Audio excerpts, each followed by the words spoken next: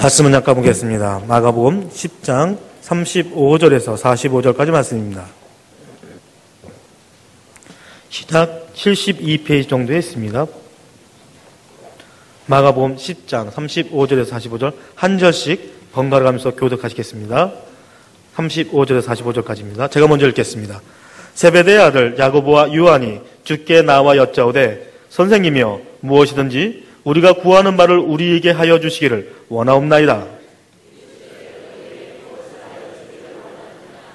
어쩌오되 주의 영광 중에서 우리를 하나는 주의 우편에 하나는 좌편에 앉게 하여 주옵소서.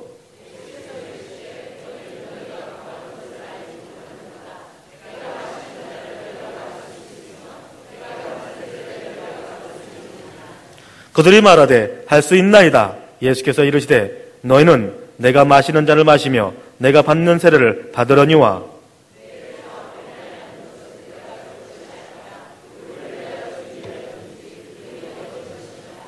열 제자가 듣고 야고보와 요한에 대하여 화를 내거늘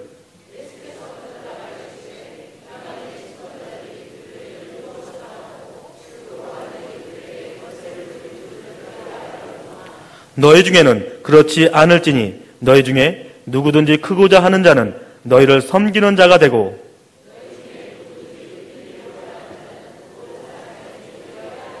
같이 읽겠습니다. 인자가 온 것은 섬김을 받으려 함이 아니라 도리어 섬기려 하고 자기 목숨을 많은 사람의 대성물로 주려 함이니라. 아멘. 주님을 따르는 자의 각오란 말씀으로 담임 목사님 말씀 증거해 주시겠습니다.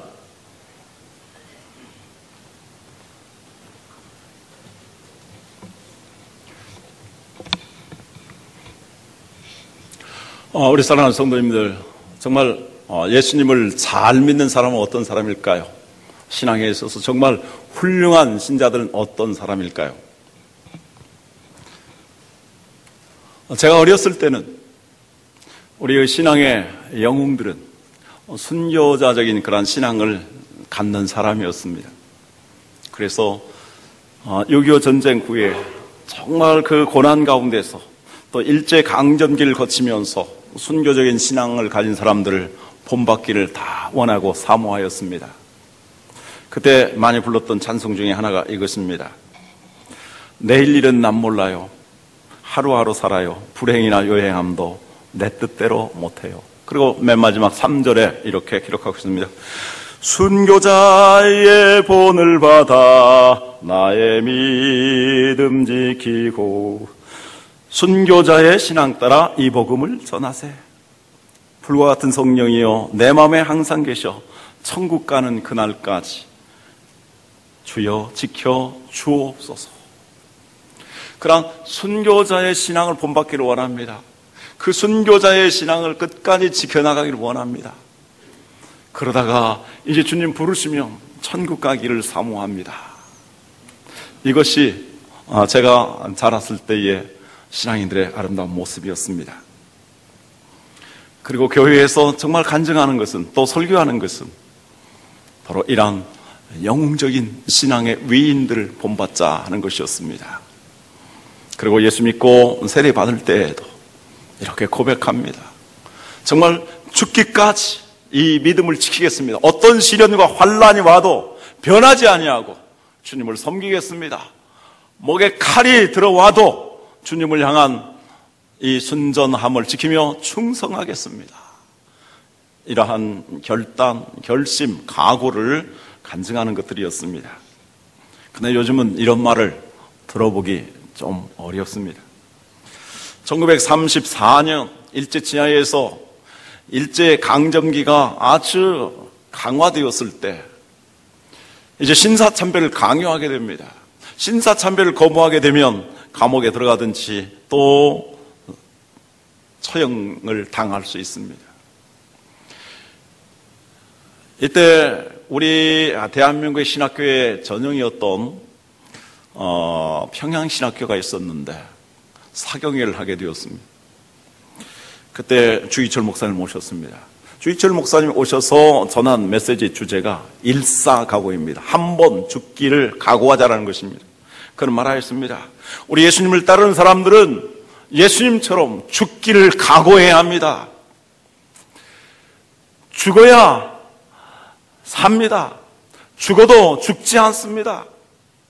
우리가 이때에 순교를 각오하고 순교자가 되면 천국에서 영광의 면류관을 얻습니다.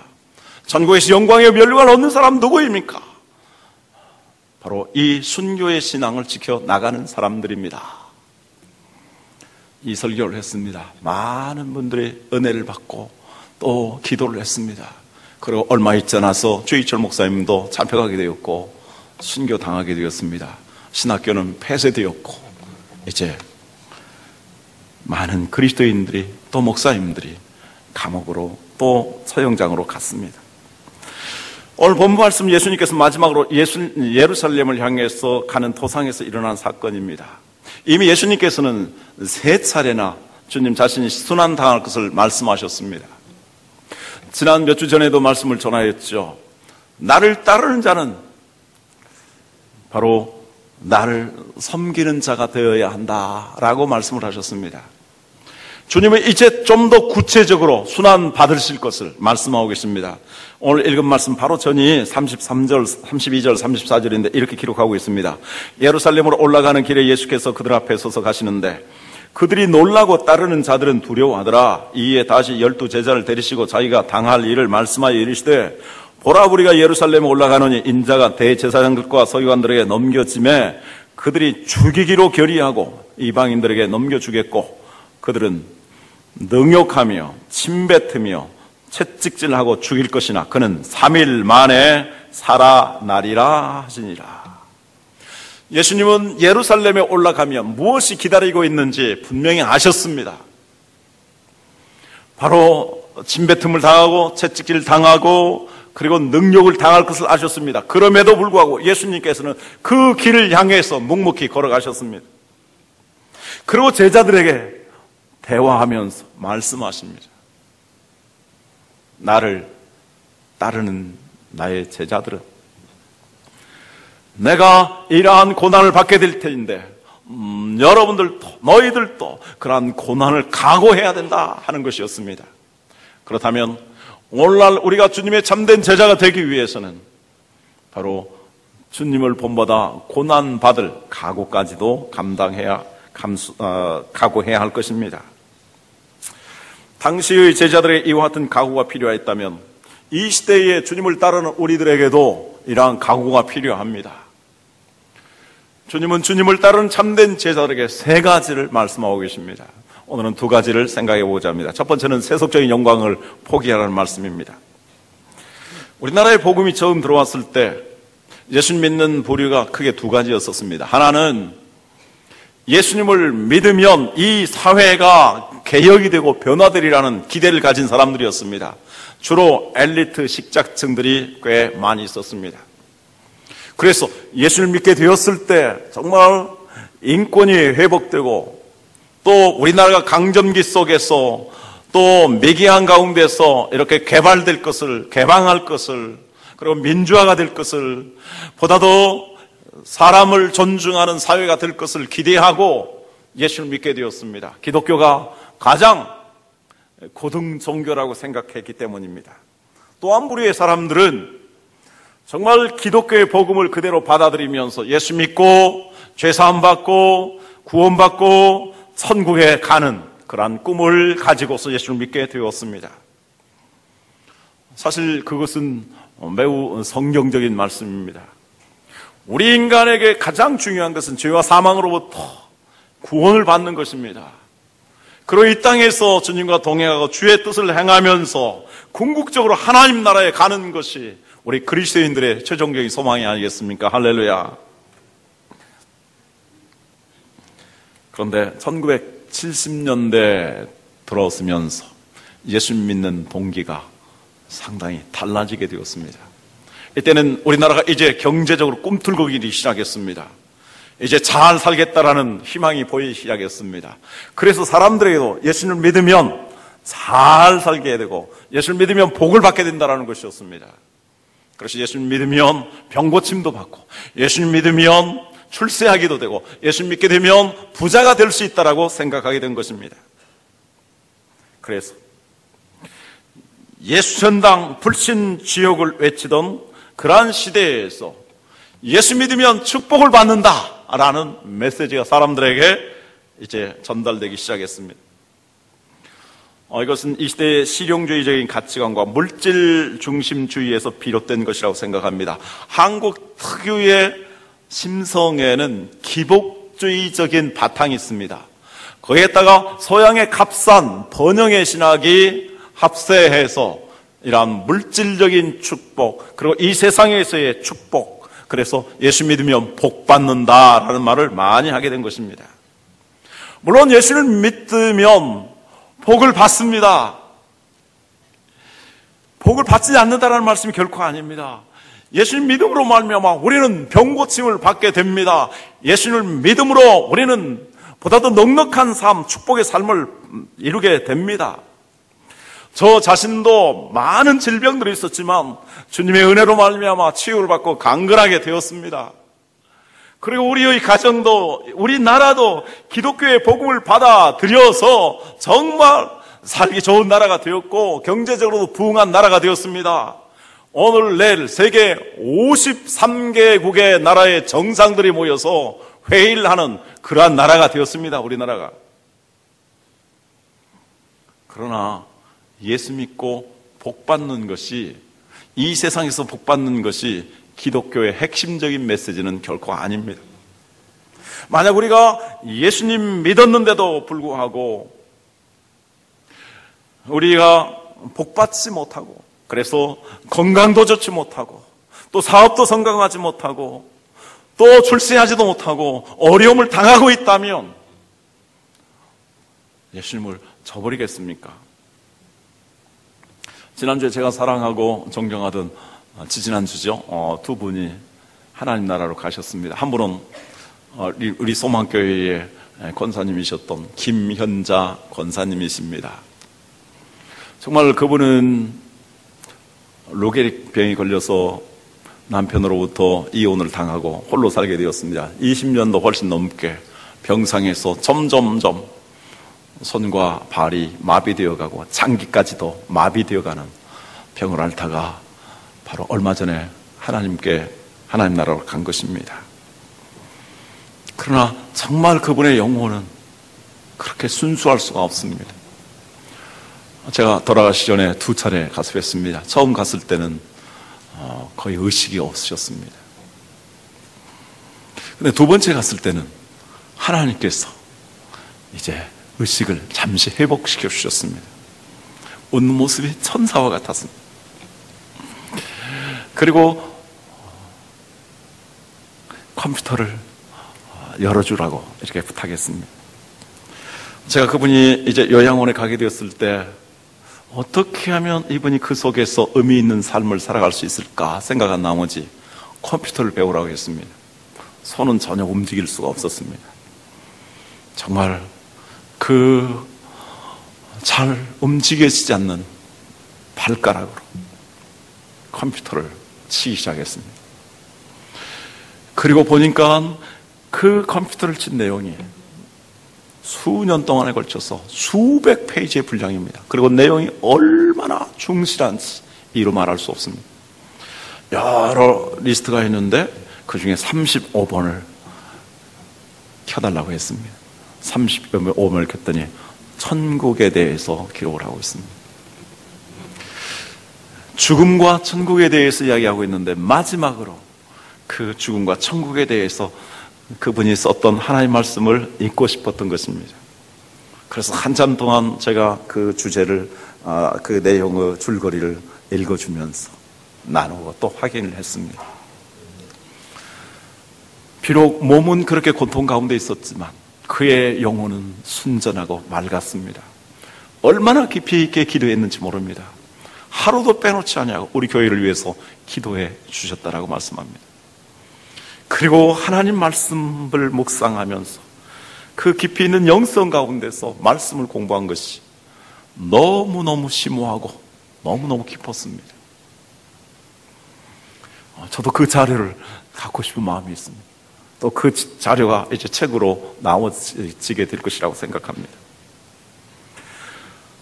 또 한 분은 이민하 목사님이십니다. 여러분 잘 아시는 분들 계실 것입니다. 그분은 우리 한국에서 명문대학에 대학을 졸업하게 되었고, 그리고 이어령 장관의 그 따님이었습니다.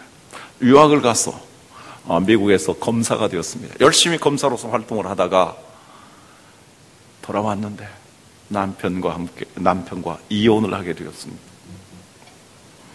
아들이 아팠습니다. 이 아이의 아픔을 통해서 하나님을 깊이 만나게 됩니다.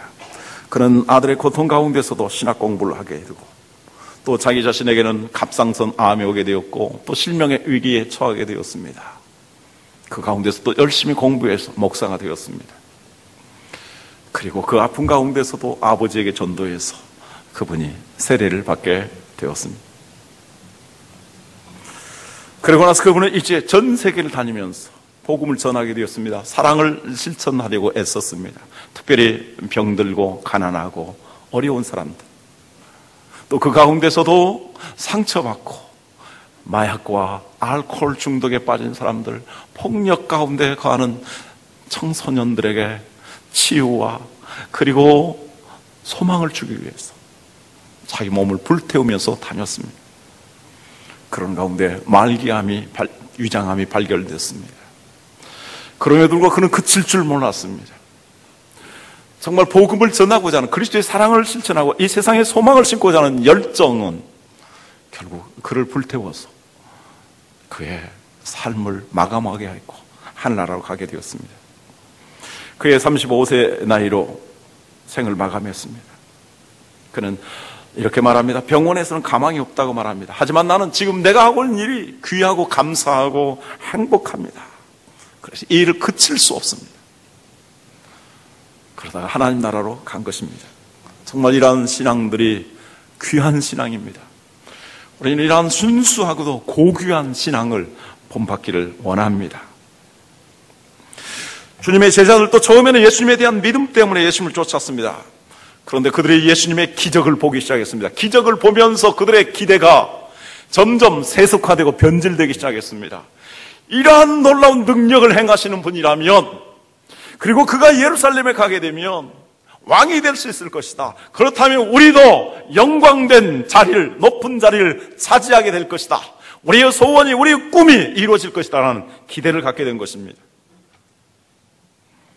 35절 이하에 이야기가 나옵니다. 세베대의 아들 야고보와 요한이 주께 나와 여짜오되 선생님이여 무엇이든지 우리가 구하는 바를 우리에게 하여 주시기를 원하옵나이다. 이르시되 너희가 너희에게 무엇을 하여 주기를 원하느냐? 여짜오되 주의 영광 중에서 우리를 하나는 주의 우편에 하나는 좌편에 앉게 하여 주옵소서. 여기에서 이들은 주의 영광이라는 단어를 사용하고 있습니다.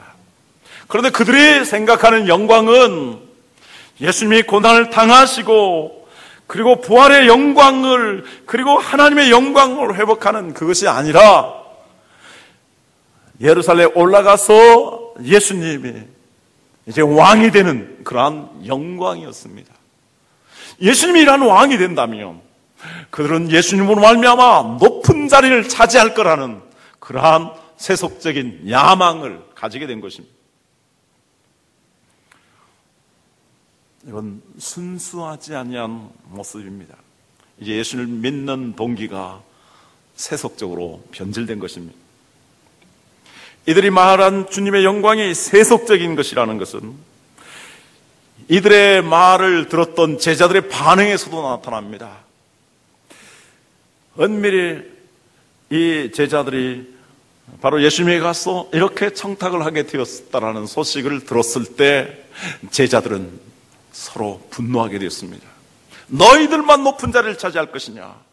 우리들도 너와 못지않다, 너희들과 못지않다 하면서 누가 더 큰 자리, 누가 더 높은 자리를 차지할 것인가 이들은 다투게 되었습니다. 오늘날 정권을 얻기 위해서 싸우는 사람들과 무엇이 다를 바가 있겠습니까? 그런데 흥미로운 것은 마가복음에 나타난 이 기사를 마태복음에 살펴보면 둘만 간 것이 아니라 어머니와 함께 갔다라는 것을 알려주고 있습니다. 마태복음 20장 20절 21절에 이렇게 기록하고 있죠. 그때의 세베대의 아들의 어머니가 그 아들들을 데리고 예수께 와서 절하며 무엇을 구하니 예수께서 이르시되 무엇을 원하느냐 이르되 나의 이 두 아들을 주의 나라에서 하나는 주의 우편에 하나는 주의 좌편에 앉게 명하소서. 마가복음이 복음서 가운데 제일 먼저 써졌습니다. 그래서 원복음이라고 합니다. 나중에 마태복음도 쓰여지게 되는데 마가복음을 참고하게 되었을 것입니다.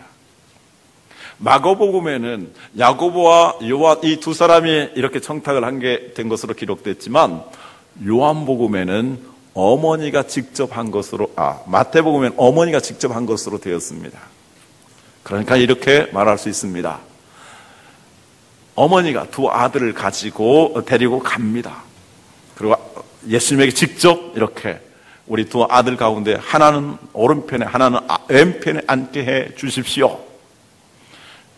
그리고 그 아이들도 그 어머니의 그 요구에 같이 함께 하고 있었다는 것을 알 수 있습니다. 그러니까 야고보와 요한 이 두 제자들의 이러한 세속적인 욕망의 뿌리는 그들의 어머니에게서 비롯된 것을 알 수 있습니다. 지금도 바로 우리 자녀들의 인생의 방향을 결정하는 데 있어서 부모들, 특히 어머니들의 영향이 대단히 큽니다. 아마 그 야고보와 요한의 어머니는 치맛바람의 원조라고도 할 수 있을 것입니다. 그 치맛바람을 일으키는 이유가 어디 있습니까? 아이들이 잘 되도록 특별히 부탁을 하는 그것이 아니겠습니까? 자녀들이 경건한 방향으로 인생을 살아가느냐, 세속적인 동기를 붙들고 인생을 살아가느냐 하는 문제에 있어서 부모의 영향은 대단히 중요합니다. 이것이 옛날에만 있었겠습니까? 오늘날에도 얼마든 일어나고 있는 것이고 또 예수 믿는 사람들 가운데서도 자녀들을 향한 기대가 세속적인 욕망과 영광일 수 있다는 것을 우리에게 가르쳐 주고 있습니다. 우리 자녀들이 교회 신앙생활을 열심히 하게 되면 그거에 대해서 못마땅하게 여기는 부모들이 있을 수 있습니다. 만약에 주일날 온종일 교회에서 믿음 생활하면서 성경 공부하면서 지낸다면 그 시간이 아까워서 무엇보다도 먼저 공부를 해야 될 텐데 하고 그걸 아까워하며 또 안타까워하는 부모가 있을 수 있습니다. 수련을 간다 할 때 그 수련회 하는 시간에 가서 공부를 했다면 얼마나 좋겠는가 이런 마음을 가질 수 있는 것입니다. 그러나 정말 생각해 보십시다. 만약에 그렇게 해서 공부를 잘해서 유명 대학에 가게 된다면 물론 좋은 직장, 좋은 직업을 가질 가능성은 많이 있습니다. 그리고 이 세상에서 또 여유 있게 살 수 있는 가능성은 많이 있습니다. 그러나 영혼이 바르게 되지 못하고 사람다운 인격을 구비하지 못하면서 공부만 잘하면 어떻게 되겠습니까? 그 공부만 잘하는 사람이 나중에 부모에게 정말로 존경하면서 효도할 수 있겠습니까? 공부만 잘하는 사람은 절대로 효도하기 어렵습니다. 그리고 이 사회에서도 진정으로 유익을 끼치며 이 사회를 아름답게 하기에 어렵습니다. 그러므로 정말 그들의 영혼이 먼저 잘 되는 것이 중요하고 신앙의 기초를 잘 다진 가운데서 신앙의 꿈과 신앙의 비전을 가지고 인격이 변화되어 가면서 하나님의 꿈을 이루어가는 것이 더더욱 중요한 것입니다. 우리의 신앙이 처음 믿을 때와 다르게 변질되지는 않았습니까? 자녀들에 대한 우리의 기대는 이중적이며 너무나 세속적이지 않은가? 이 말씀을 통해서 한번 점검해 보기를 바랍니다. 이 말씀은 예수 믿는 사람들이 이 세상에서 아무렇게나 살아도 된다는 말씀이 아닙니다. 그리고 다른 사람들의 다 종이 되어서 낮은 자리 가운데서 살아라는 말씀도 결코 아닙니다. 오히려 그 반대입니다. 이 세상에는 정말로 이 나라를 생각하면서 나라의 미래를 생각하면서 국민들을 생각하는 정치가들이 필요합니다. 진정으로 바른 인생관과 가치관을 심어줄 수 있는 교육가들이 필요합니다. 정말 하나님께서 주신 재물을 가지고 뜻있게 살며 이 이웃을 위해서, 나라를 위해서, 세계를 위해서, 선교를 위해서 아름답게 살아갈 수 있는 그러한 기업가들, 부자들이 필요합니다. 그러한 사람이 되기 위해서는 정말 신앙을 가져야 되고, 그리고 하나님을 사랑하며 이웃을 사랑하며 섬길 줄 아는 사람이 되어야 한다는 것입니다. 그래서 우리가 주님을 믿고 따르는 동기가 무엇인가? 예수 믿고 잘 살기 위한 것인가? 예수 믿고 높은 자를 차지하기 위한 것인가? 정말 세속적인 영광을 추구하기 위한 것인가? 그래서는 안 된다라고 주님 우리에게 가르쳐 주고 있습니다.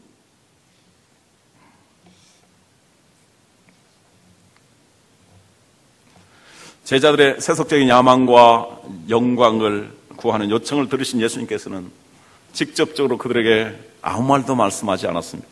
또 그들을 격려하지도 않으셨습니다. 왜 그랬을까요? 사랑하는 제자들이 정말 순수한 마음으로 주님을 따르고 주님을 본받기를 기대하셨기 때문일 것입니다. 그러한 주님이시라면 오늘을 살아가는 주님의 제자들도 정말 신앙의 본질을 알고 순수한 마음으로 변함없이 믿음 생활을 해야 되지 않겠습니까? 정말 그러한 목사가 되기를 원합니다. 그리고 그러한 주님의 일꾼들이, 주님의 성도들이 되기를 주님의 이름으로 축원합니다. 물론 예수님을 잘 믿을 때 하나님께서 우리에게 많은 복을 주십니다. 그래서 영혼이 잘된 사람들에게 하나님께서는 범사가 잘되고 강건하기를 원하십니다. 왜 그렇습니까?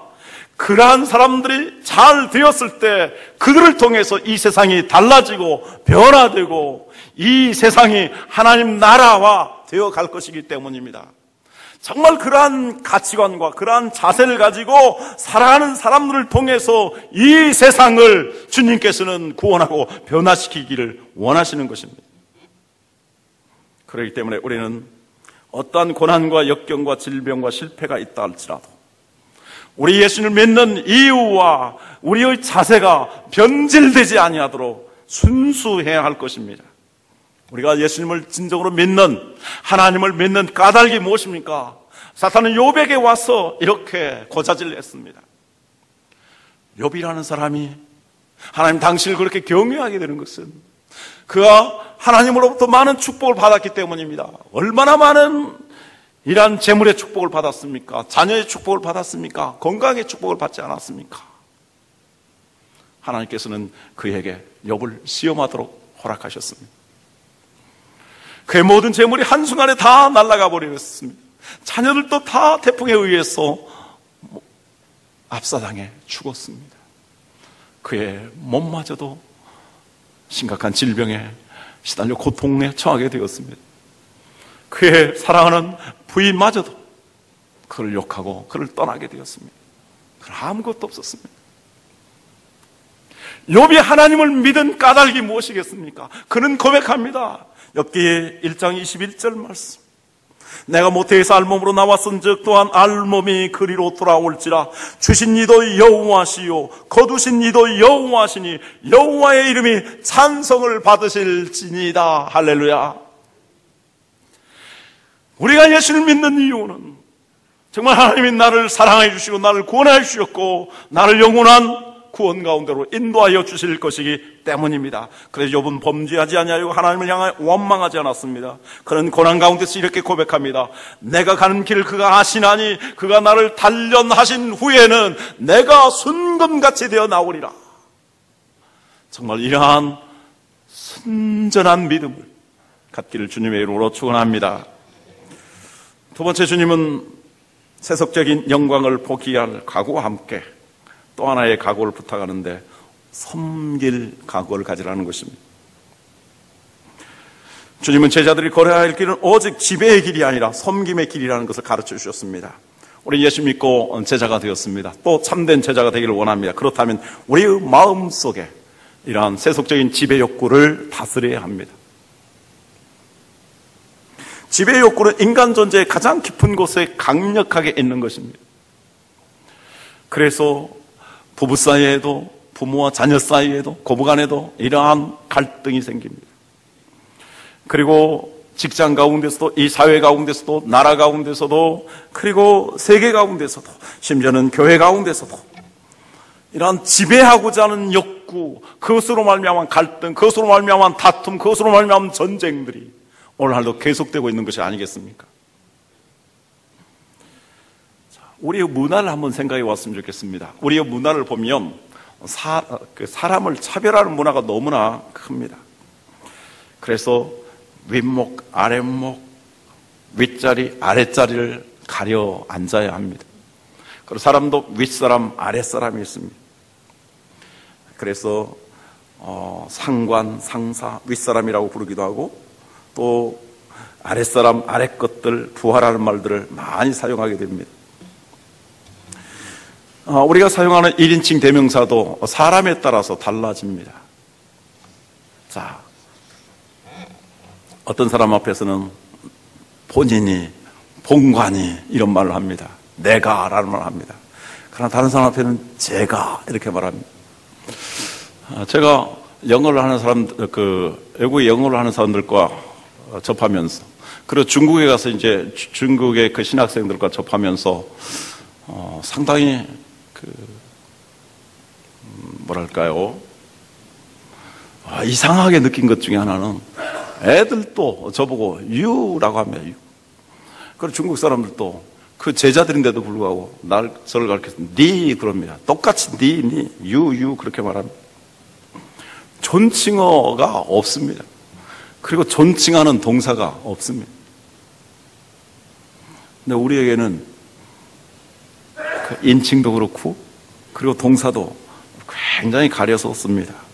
임금은 자기 자신을 가리켜 항상 짐이라고 말합니다. 그리고 그 앞에 모든 사람들은 신이라고 말해야 됩니다. 그래서 소신, 소자, 졸자, 불초소생 이런 말들을 많이 씁니다. 우리는 신체까지도 계급화시키는 경향이 많이 있습니다. 신체의 제일 높은 부위가 머리이죠. 예기태라는 분은 한국인의 의식구조에 대해서 이렇게 말합니다. 전두 사상이 강하다. 머리를 높이는 사상이 강하다라는 것입니다.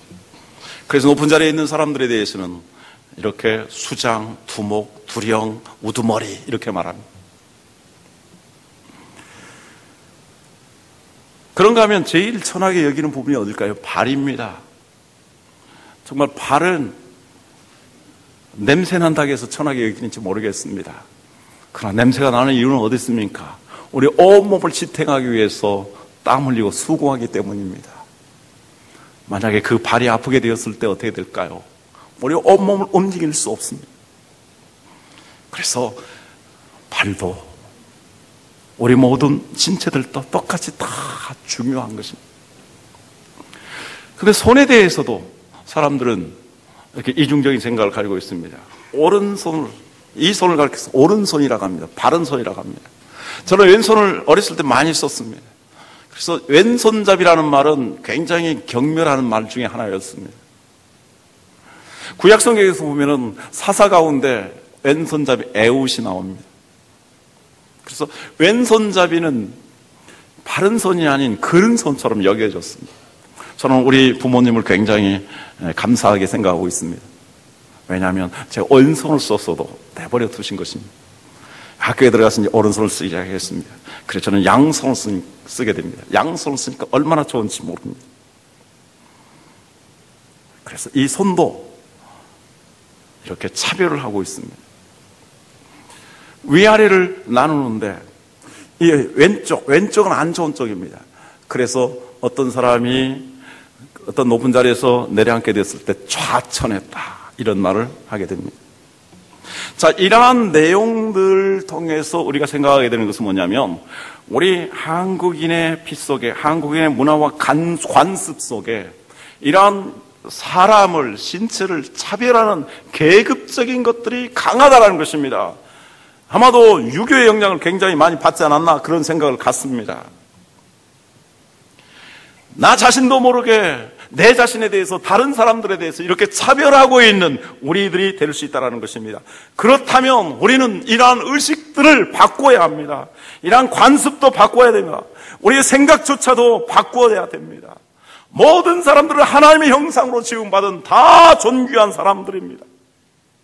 그래서 다 동일하게 사랑하고 동일하게 존귀하게 여겨야 하는 것입니다.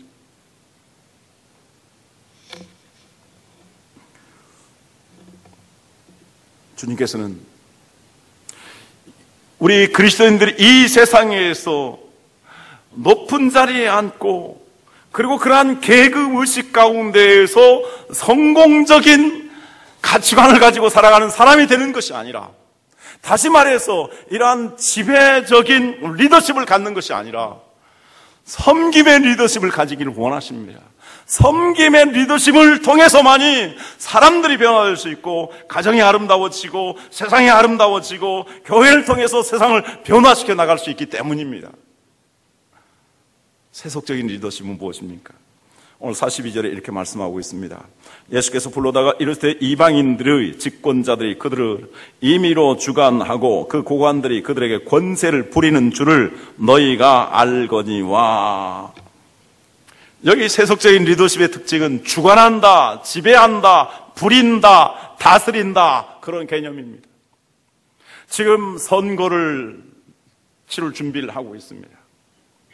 정당에 또 국회의원에 나온 사람들의 최종적인 목표가 무엇이겠습니까? 정권을 잡는 것입니다.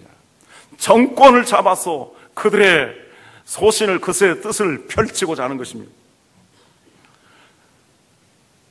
다스리는 권세를 갖고자 하는 것입니다.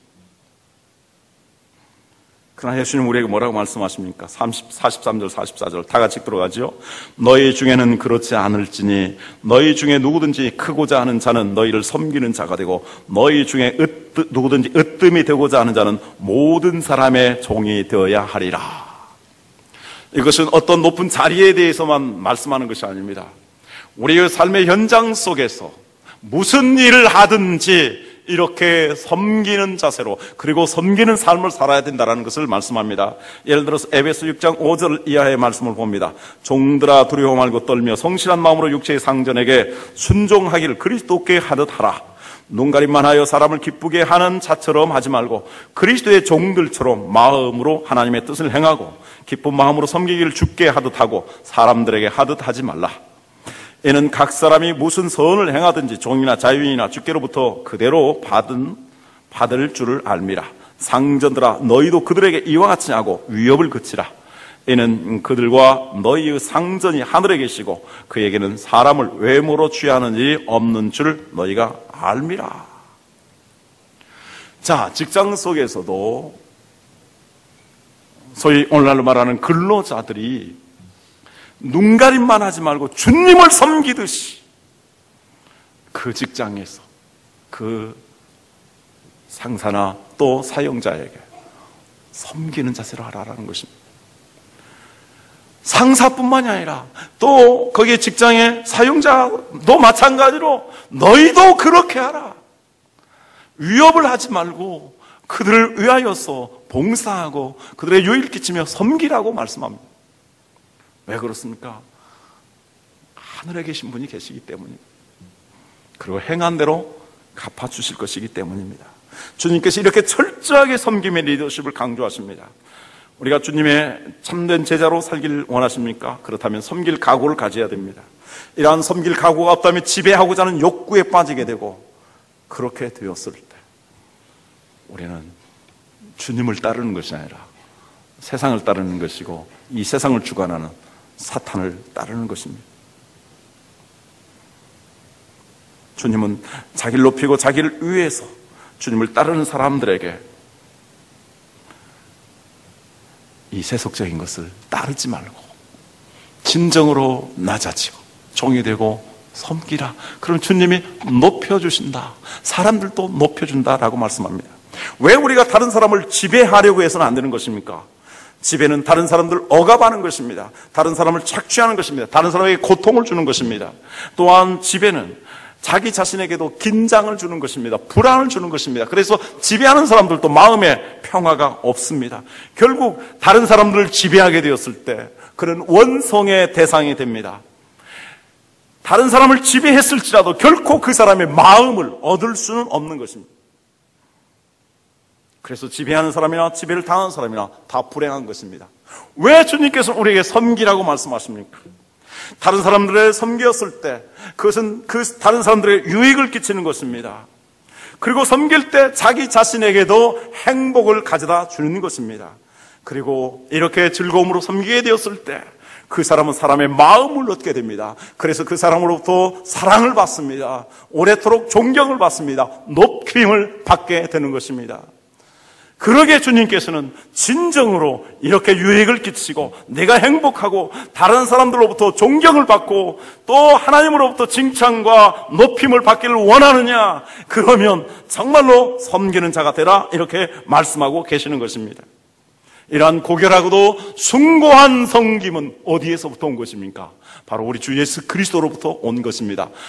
빌립보서 2장 5절 이하에서 말씀합니다. 너희 안에 이 마음을 품으라. 곧 그리스도 예수의 마음이니 그는 근본 하나님의 본체시나 하나님과 동등됨을 취할 것으로 여기지 아니하시고 오히려 자기를 비워 종의 형체를 가지사 사람들과 같이 되셨고 사람의 모양으로 나타나사 자기를 낮추시고 죽기까지 복종하셨으니 고 십자가에 죽으심이라. 이러므로 하나님이 그를 지극히 높여 모든 이름 위에 뛰어난 이름을 주사 하늘에 있는 자들과 땅에 있는 자들과 땅 아래에 있는 자들로 모든 무릎을 예수의 이름에 꿇게 하시고 모든 입으로 예수 그리스도를 주라 시인하여 하나님 아버지께 영광을 돌리게 하셨느니라. 할렐루야. 섬기는 것은 굴종이 아닙니다. 쫄장부는 결코 섬길 수 없습니다. 주님의 마음을 가진 사람들, 관용의 마음을 가진 사람, 넉넉한 마음을 가진 사람, 자기 자신을 진정으로 주 안에서 다스리는 사람들만이 다른 사람을 섬길 수 있습니다. 이렇게 섬기는 사람들, 우리 예수님처럼 낮고 또 자기를 희생하지만 이제 사람들에게 높임과 칭찬을 받을 것입니다. 하나님으로부터 높임을 받게 될 것입니다. 그리고 그 섬김을 통해 하나님께 영광을 돌리게 되는 것이고 하나님 나라에서 영광과 존귀와 상을 받게 될 줄로 믿습니다. 기도하겠습니다.